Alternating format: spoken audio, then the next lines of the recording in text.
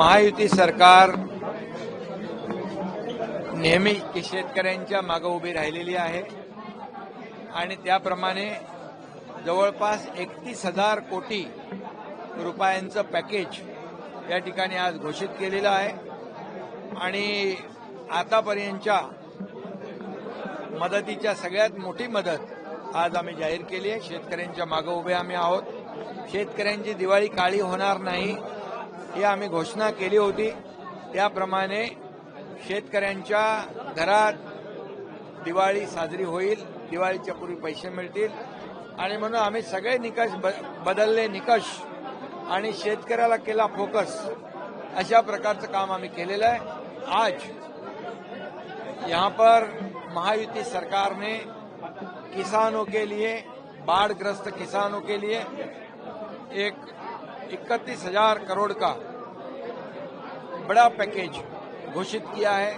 इसमें 65 लाख हेक्टर जमीन का नुकसान हुआ है। 60 लाख किसान इसमें बाधित हुए हैं और इसमें किसानों की फसल बह गई है, जमीन बह गई है, कई घरों का नुकसान हुआ है, जहां पर पशुधन का नुकसान हुआ है, कहीं पर जीवित हानि हुई है और इसीलिए सभी अटी शर्ती निकष बाजू में रखकर, एनडीआरएफ के नॉर्म्स को बाजू में रखकर यहां पर 10,000 प्रति हेक्टर ज्यादा पैसे देने का निर्णय लिया है, क्योंकि अभी खरीफ की खेती तो बह गई है।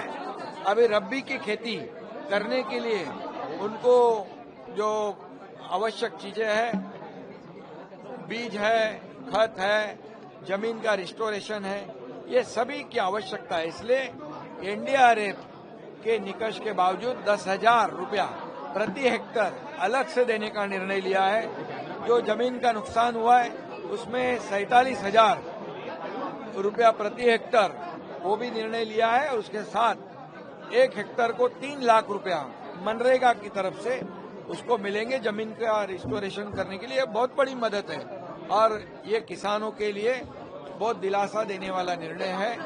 मैं ये कहूंगा कि आज की घोषणा जो हमारे मुख्यमंत्री जी देवेंद्र जी, अजीत दादा, मैं स्वयं, हमारे कृषि मंत्री, ये सभी ने मिलकर ये बैठक ली थी कि जो भी हो, कितनी भी परेशानी हो, लेकिन आर्थिक जो प्रावधान है वो अभी कितना भी तकलीफ में हो, लेकिन किसान जो है ये हमारा प्रायोरिटी है।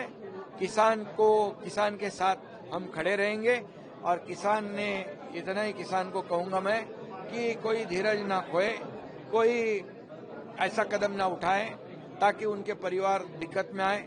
और इसलिए ये 31,000 करोड़ का बड़ा पैकेज आज घोषित किया है। इसके साथ जो पीक बीमा योजना जो है उस पर भी, उससे भी 5 से 10,000 करोड़ किसानों को मिलेंगे, ये भी बड़ी राहत मिलेगी। और उसी के साथ हमारे आदरणीय प्रधानमंत्री नरेंद्र मोदी जी से भी हमारी विनती है। हम मुख्यमंत्री जी स्वयं वहां निवेदन देकर आए हैं और प्रधानमंत्री मोदी जी हमेशा किसानों के साथ रहे, किसानों के पीछे पूरी ताकत से रहे। इसीलिए हर साल में शेतकरी सम्मान योजना उन्होंने शुरू की। राज्य ने भी नमो शेतकरी सम्मान योजना शुरू की।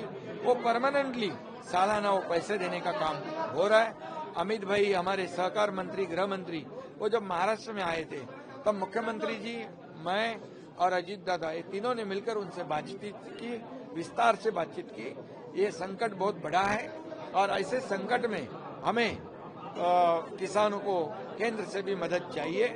और उन्होंने कहा, बहुत ही पॉजिटिवली अपने भाषण में कहा कि प्रस्ताव आप दाखिल कीजिए, हम जल्द से जल्द उसको अनुमति देंगे Modi ji.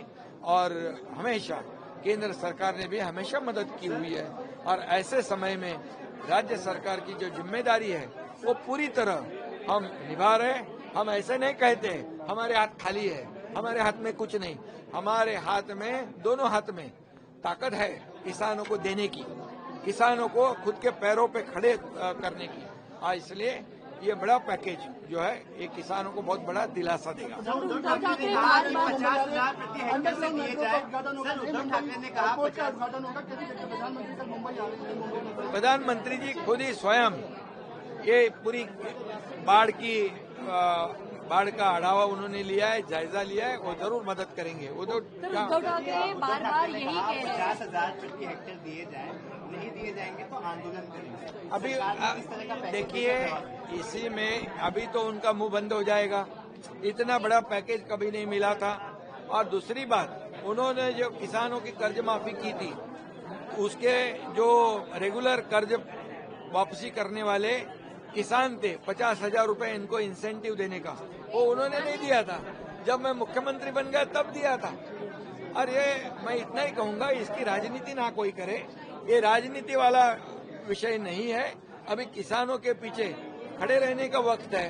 Package package package क्या, हम तो जब गए तो लोगों को मदद पहुंचाए वहां पर किट के माध्यम से, जीवनावश्यक वस्तुओं के भाव माध्यम से। अभी पैकेज मांगने वाले, अरे छोटा बिस्किट का पुड़ा तो पैकेट तो देना चाहिए। पैकेज की बड़ी बड़ी बात करते हैं, वहाँ किसानों के बच्चों को बिस्किट का पैकेट देने की भी कोशिश करनी चाहिए थी।